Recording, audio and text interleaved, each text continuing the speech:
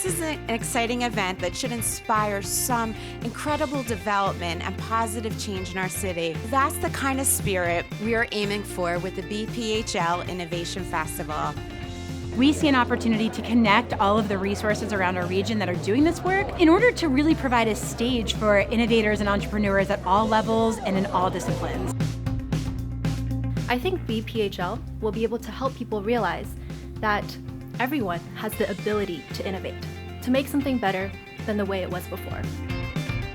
We will highlight our world-class ideas, and the time is right for us here in Philadelphia. There are different hubs, different places where people from all over can come, apply their idea, get folks to understand it, sell it, meet with other people. Innovation, growth, expansion is about bringing everybody together, bringing everyone along, and that includes every neighborhood in this city.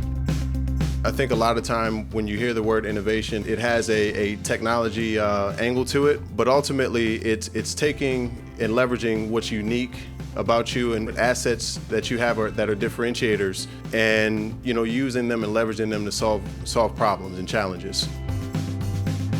This is, in this century, Philadelphia's moment. We know that fundamental to a free republic is free enterprise.